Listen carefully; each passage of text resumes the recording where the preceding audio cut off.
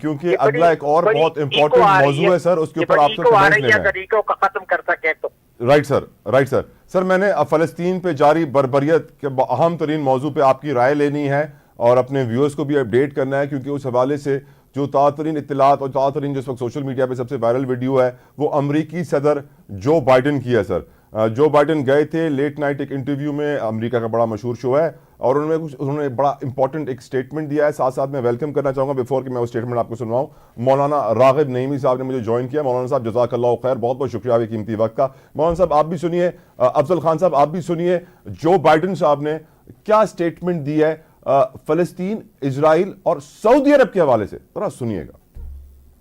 Ramadan's coming up, and there's been an agreement by the Israelis that they would not engage in activities during Ramadan as well, in order to give us time to get all the hostages out.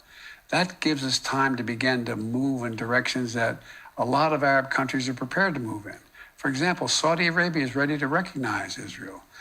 Jordan is, Egypt, there's 6 other states. I've been working with Qatar. The only way Israel ultimately survives, and I make no bones about it, I get criticized for having said a long time ago, you need not be a Jew to be a Zionist. I'm a Zionist.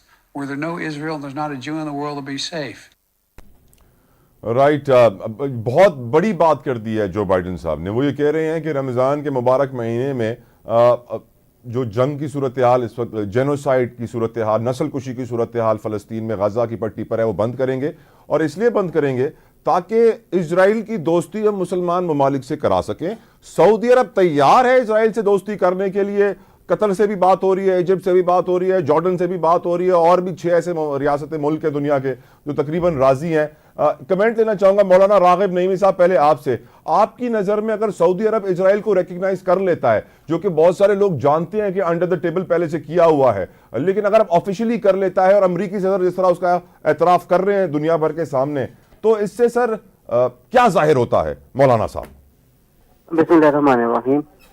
اس سے یہ ظاہر ہوتا ہے کہ سعودی عرب کے جو نئی حکمران ہیں یا جو آئندہ بننے والے حکمران ہیں، وہ اپنے خطے میں اس طرح کا امن چاہتے ہیں جس میں اسرائیل کو نہ صرف تسلیم کر لیا جائے گا بلکہ ان کے سفارت خانے بھی ان مختلف ممالک میں کھول دیے جائیں گے.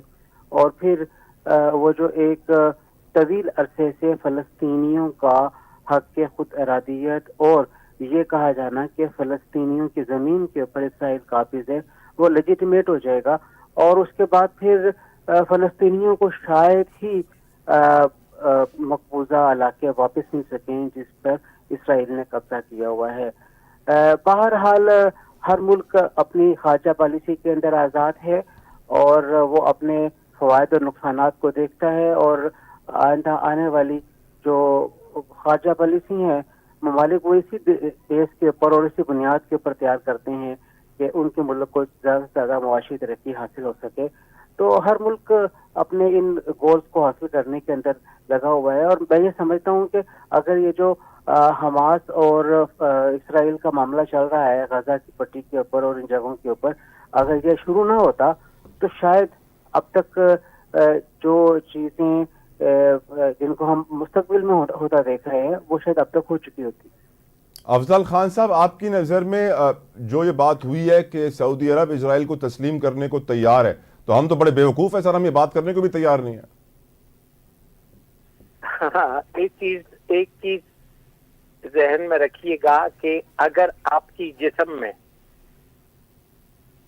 خنجر، تلوار تو چھوڑیں، اگر ایک کانٹا بھی چبھا ہوا ہو تو آپ کے پورے جسم میں اس سے بخار بھی ہوگا، درد بھی ہوگا، بے چینی بھی ہوگی، پریشانی بھی ہوگی. ابھی یہ جو طریقے ہیں یہ تمام مصنوعی طریقے ہیں. وہ کہتے ہیں کہ بیٹا چڑھ جا سولی پہ رام بھلی کرے گا. یہ آپ بالکل ایسا ہی ہے کہ جیسے ہمیں کہا جاتا ہے کہ آپ ہندوستان کی بالادستی قبول کر لیں، سب چھوٹے بڑوں کی قبول کرتے ہیں تو تم بھی بھارت کی قبول کر لو. تو یہ امریکہ کی بھی خواہش ہے، اسرائیل کی بھی خواہش ہے، برطانیہ کی بھی خواہش ہے، اور میں نے سنا ہے کہ یہ نواز شریف وغیرہ کی بھی یہی خواہش ہے, اسی وجہ سے نواز شریف وغیرہ پہ ان کی بڑی انویسٹمنٹ ہے. اب یہ ہے بندوں کے معاملے, یہ ہے انسانوں کی پلاننگ, ایک ہے اللہ کی پلاننگ. سبحان اللہ. اور میرے خیال میں یہ 2024 جو ہے نا, this will be the year of miracles. آمین. وہ تمام چیزیں جو عقلی طور پر ریشنلی ناممکن ہوتی ہیں, لیکن اللہ کے ہاں کوئی چیز ناممکن نہیں ہے. جب ظلم, جب زیادتی, جب ایک چیز راک باٹم کو ہٹ کرتی ہے, جیسے